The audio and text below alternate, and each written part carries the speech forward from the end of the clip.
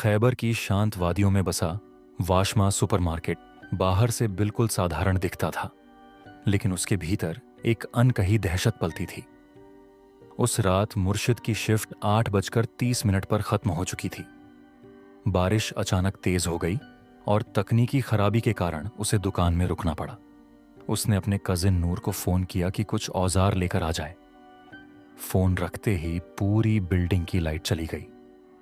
अंधेरा इतना गहरा था कि हाथ को हाथ सूझना बंद हो गया। मोबाइल की टॉर्च जलाकर मुर्शिद मेन स्विच की ओर बढ़ा। तभी उसे लगा जैसे किसी ने पीछे से फुसफुसाकर उसका नाम लिया, मुर्शिद। वह पलटा, पर वहां कोई नहीं था।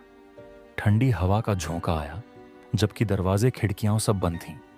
दूर गलियारे में रखी ट्रॉलियां अपने आप खिसकने लगीं, जैसे कोई अदृश्य हाथ उन्हें धकेल रहा हो। बारिश की आवाज के बीच उसे ऊपर वाले स्टोर रूम से कदमों की आहट सुनाई दी। दिल की धड़कन तेज हो गई। वह सीढ़ियां चढ़कर ऊपर पहुंचा। स्टोर रूम का दरवाजा आधा खुला था। अंदर बिखरे कार्टन, गिरा हुआ रैक और दीवार पर टेढ़ी टंगी एक पुरानी तस्वीर। टॉर्च की रोशनी पड़ते ही तस्वीर साफ दिखी। वह आलम था, सुपरमार्केट का पूर्व मैनेजर, जिसकी कुछ महीने पहले रहस्यमयी हादसे में मौत हो गई थी। अचानक दरवाजा जोर से बंद हुआ। मुर्शिद ने घबराकर हैंडल पकड़ा, पर दरवाजा बाहर से जैसे किसी ने जाम कर दिया हो। उसी वक्त पीछे से भारी सांसों की आवाज आई। टॉर्च की रोशनी कांपी और उसे काले साए जैसा एक आकार दिखा। वह साया धीरे धीरे उसकी ओर बढ़ रहा था। हवा में सड़े कागज और गीले लोहे जैसी गंध भर गई। मुर्शिद ने हिम्मत जुटाकर पूछा, कौन है? जवाब में टूटी फूटी आवाज गूंजी, यह मेरी जगह है, मैं अभी भी मैनेजर हूं। साया तस्वीर के पास ठहर गया। तस्वीर अपने आप दीवार से गिरकर फर्श पर आ गई। कांच टूटने की आवाज पूरे कमरे में गूंजी। नीचे से मोबाइल की घंटी बजी। नूर कॉल कर रहा था। उसी पल दरवाजा खुल गया। मुर्शिद भागता हुआ नीचे आया। काउंटर के पास पानी टपक रहा था, जबकि छत सूखी थी। फर्श पर भीगे पैरों के निशान बने थे, जो स्टोर रूम की ओर जा रहे थे और वहीं गायब हो रहे थे।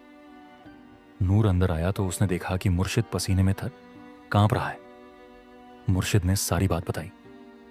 नूर ने हिम्मत दिखाते हुए मेन पावर चालू करने की कोशिश की। जैसे ही लाइट आई, सीसीटीवी मॉनिटर अपने आप ऑन हो गया। स्क्रीन पर रिकॉर्डिंग चल रही थी, अभी कुछ मिनट पहले की। वीडियो में साफ दिखा कि अंधेरे में एक आदमी काउंटर के पास खड़ा है। उसके कपड़े पुराने स्टाफ यूनिफॉर्म जैसे थे और चेहरा धुंधला। वह धीरे धीरे कैमरे की ओर मुड़ा। मुर्शिद और नूर की रूह कांप गई। वह चेहरा आलम का था। अचानक मॉनिटर झिलमिलाया और बंद हो गया। पूरे सुपरमार्केट में फिर सन्नाटा छा गया। तभी स्पीकर से एक धीमी आवाज आई, यह दुकान मेरी थी, मेरा हिसाब बाकी है। अगली सुबह मुर्शिद ने पुराने कर्मचारियों से पूछताछ की। पता चला कि आलम की मौत एक हादसा नहीं थी। स्टोर रूम में भारी रैक गिरने से उसकी मौत हुई थी और तब से कई कर्मचारियों ने अजीब घटनाएं महसूस की थीं। लेकिन मालिक ने बदनामी के डर से सब दबा दिया। उस रात के बाद मुर्शिद ने फैसला किया कि वह स्टोर रूम की सफाई कराएगा और आलम की तस्वीर को सम्मान से लगाएगा। जैसे ही उसने ऐसा किया, अजीब घटनाएं बंद हो गईं। पर कभी कभी देर रात जब बारिश होती है, सीसीटीवी स्क्रीन पर एक धुंधला साया अब भी काउंटर के पास खड़ा दिख जाता है, मानो आलम अब भी